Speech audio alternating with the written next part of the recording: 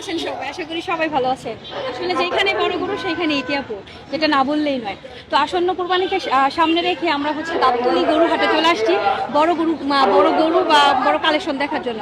তো হাটের কাছে পেয়ে গেলাম আমাদের একজন উদ্যোক্তা ভাইকে, আমরা তার কাছে জানবো যে গাবতলী হাটে সে কয়টা গরু নিয়ে আসছে এবং বড় গরু নিয়ে আসছে এবং বড় গরু কেনই বাসে নিয়ে আসছে। চাইলেও তো ছোট গরু পালন করা যায়, কারণ বর্তমান সময় কিন্তু বাসায় বসে বসে দেখি গরুর অবস্থা খুবই খারাপ, হাটের অবস্থা খুবই খারাপ, ক্রেতা সংকট।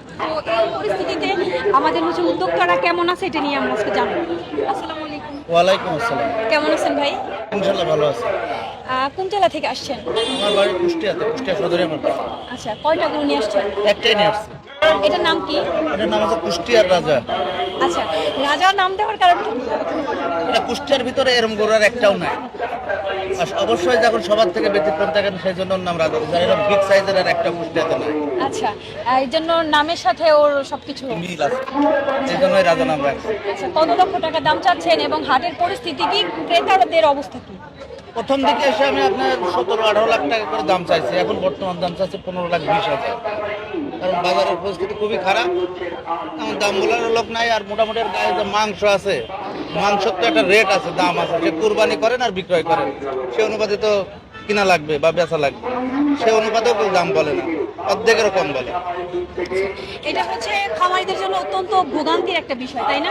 অত্যন্ত একটা ক্ষতির বিষয়। এইরকম যদি বাজার চলে, দেশ থেকে খামারি সব শেষ হয়ে যাবে, ধ্বংস হয়ে যাবে, খামারি গুলো কিন্তু থাকবে না।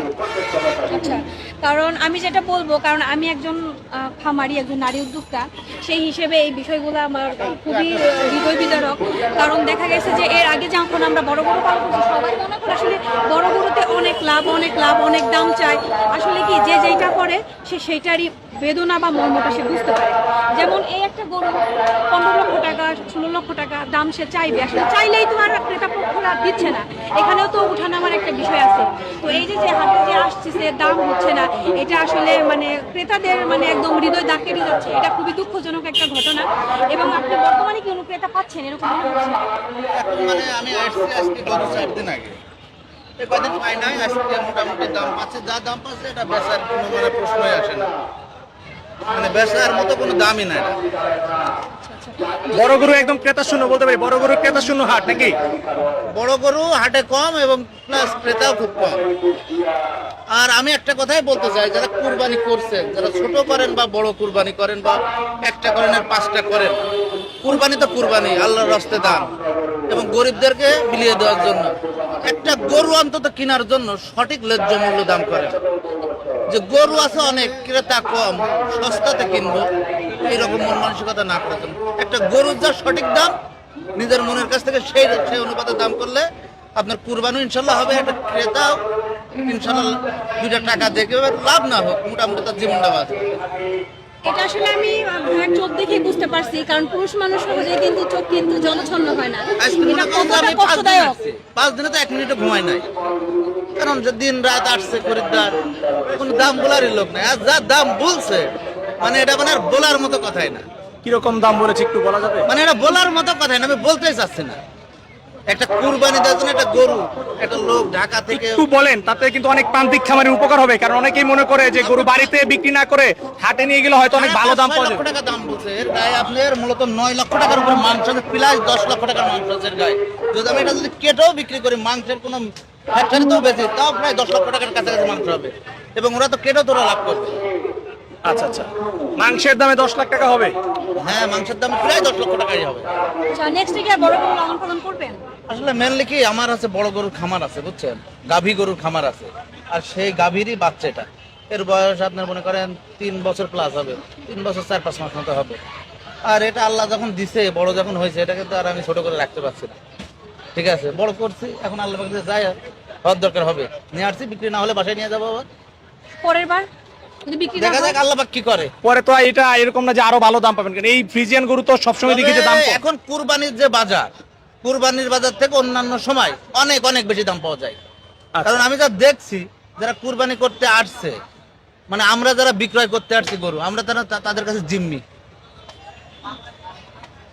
একজন খামারের মনে কতটুকু কষ্ট থাকলে আসলে এইসব কথা এইসব বলে। কথা বলতে পারে, এটা আসলে দুঃখজনক। সঠিক দাম যদি বলে, তাহলে মোটামুটি একটা গরু আমি যদি 15 লক্ষ টাকার গরু যদি 10 লক্ষ টাকার গরু যদি 15 লক্ষ টাকাও বলি, 7-8 লাখ টাকা অন্তত বলুক, ঠিক আছে। একটা গরু যদি 4 লাখ টাকা দাম বলে, আমার এই গরুটা এমনও জানেন 3.5 লক্ষ টাকার দাম বলছে। বুক তো ফেটে এমন যাওয়ার লোক কথা। আছে, সে কিন্তু গরু সেই হাটের ভিতরে গরু কিনছে, তাহলে তার কাছে আমি জিম্মি না? এই যে তারা 3.5 লাখ 4 লাখ 5 লাখ টাকা দাম বলতেছে, এতে কি আপনি হতাশ কিনা? না, আমার হতাশ নাই। আল্লাহ পাকের ইচ্ছা যেটা লেখা আছে সেটাই হবে। বিক্রি না হয় এটাকে তো আমি আর ফেলে দিয়ে যেতে পারছি না, বাসায় নিয়ে যাবো। অনেকে কিন্তু বড় গরু বিক্রি করতে না পারে কান্নাও করতেছে। না, কান্না করার কিছু না, আল্লাহ যেটা লিখছে সেটাই হবে। কান্না করার কি আছে? এটা কান্না করলে তার গরু বিক্রি হবে না। না না না, কান্না করবো কেন? কান্না একজন যদি না নিতে পারে বা বিক্রয় না হয়, তাই জন্য কান্না করলে কি বিক্রি হবে? আল্লাহ যেটা লিখছে, হয়তো এই কুরবানি তো আল্লাহর কুরবানি লিখি নাই, তাই ওটা বিক্রি হবে না। আর যদি লিখে থাকে এখনো ভালো দাম পেতে পারি, ঠিক আছে। এখনো এমন আছে গরু যদি শর্ট হয়, এমনও দেখছি আমি গততে, এই গাবতলি বলেন আর ঢাকা অন্য জায়গায় বলেন, যখন গরু শর্ট হয়ে যায় না, এই ক্রেতারা নিজেরাই মারামারি লাগায় কেনার জন্য। আর যখন গরু বেশি দেখে, এরা মানে বিক্রেতাদেরকে জিম্মি করে দামের সাথে। না, এখানে কিন্তু দুই পক্ষই দোষী। যখন গরু থাকে না তখন কিন্তু ক্রেতারাও জিম্মি হয়ে যায় বিক্রেতাদের কাছে, আর গরু যখন বেশি থাকবে তখন কিন্তু স্বাভাবিকভাবে ক্রেতারা কম দামে নিবে। এই সুযোগটা কিন্তু সবাই কাজে লাগায়। আমি একজন কুষ্টিয়া জেলার বড় গাভীর খামারি, ছোটখাটো না কিন্তু, ঠিক আছে। গরু নিয়ে আসছে একটা, আমি কিন্তু ষাঁড় গরু পালি না। মোটামুটি যে ষাঁড়গুলো মনে করেন যে খুব হাইব্রিড উন্নত জাতের হয়, ওইগুলো বাসায় রাখি, মানে বড় করি। কিন্তু আমি দেখছি আজীবন মনে করেন যে 10টা কুরবানির ঈদের 9টা কুরবানি দিয়ে ক্রেতারা জিম্মি। এর ভুক্তভোগী কিন্তু আপনারা আমরাও ছিলাম। নিজেরা এটা অ্যানালাইজ সত্য, করেন। হ্যাঁ। আচ্ছা, আসলে ইতি আপু, কি আপনি আপনারা কিন্তু একটা বড় কথা গরু বলতে পালন চান? করা ছেড়ে দিয়েছেন, বিগত কয়েক বছর ধরে বড় গরু পালন করছে না। এর কারণ কি? এই যে ভাই বললো, এগুলোই হতে পারে। হ্যাঁ, এটাই হতে পারে। কারণ কেন জানেন, আসলে আমরা হচ্ছে মেয়ে মানুষ, মানে অতি আবেগে একটু কান্না করে ফেলি, সত্য কথা যেটা। কারণ আপনারা পুরুষ মানুষ অতি সহজে কিন্তু কান্না করে না, এটা মানতে হবে। সে হোক আমার বাবা, হোক আমার স্বামী, হোক যে কেউ। তো আমরা হচ্ছে মেয়ে মানুষ, নারী মানুষ, অল্পতেই মানে দেখা যায় যে যতই শক্ত থাকি, তখন আমরা ভাবি আমার ঘরে 15 লক্ষ টাকা একটা জিনিস আটকে আছে। কারণ আমরা তো আর আহামরি কোনো কিছু না, আমরা একদম প্রান্তিক, মানে একদম ছোট থেকে বড় হওয়ার চেষ্টা করতেছি। যখন আমাদের ঘরের কোনো এই জিনিসটা আটকে থাকে, তখন কিন্তু অটোমেটিক যখন ভাবি যে এগুলো যদি এবার বিক্রি না হয় আমার কি হবে, যদি একটা ক্ষতি হয়ে যায়, অটোমেটিক ক্যামেরার সামনে কথা বলতে গেলে চলতে পারি না। আসলে অনেকেই বলে এটাকে নাকি জিম্মি করে আমরা ইয়া করি। আসলে যে যেটা করে সেটা সে মর্ম বুঝতে পারে। যেমন ভাইয়া তো আমি চাইলে আরেকটা হাতে কথা কান্না বলতে করতে পারে চাই, না। সেটা হচ্ছে এই যে কুরবানি করছে, তাই না, এটা অবশ্যই গরিব দুঃখীদেরকে বিলাই দিচ্ছে। কিন্তু তারপরেও একটা বিক্রেতা, সাধারণ একটা গরিব মানুষ, সেটা ছোট গরু পালুক বা বড় গরু পালুক, 1 বছর 2 বছর 3 বছর 5 বছর যেটাই পালুক, অনেক গরিব মানুষ আছে কিন্তু ভাই, একটা গরু আছে তার সর্বস্ব সম্বল।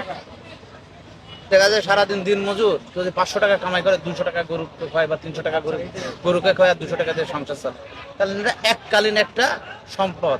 অনেকে আছে মেয়ের বিয়ে দিবে, অনেকে আছে দেখা যায় ছেলেকে বাইরে পাঠাবে, টুকটাক যাই হোক একটা।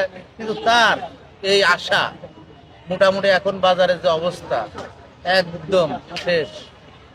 তার মানে আমি মনে করি এটা একটা দেশের সম্পদ, এটা একটা দেশের সম্পদ, শুধু আমার একার সম্পদ না, দেশের উন্নয়নের একটা দেশের সম্পদ। তাই চাচ্ছি যে এমন ভাবে কেউ দাম না বলুক যেটা দেশের সম্পদ নষ্ট হয়, একটা খামারি আশা ভরসা সব নষ্ট হয়। ভাই আপনার ফোন নাম্বারটা বলে দেন। 01791 144 827।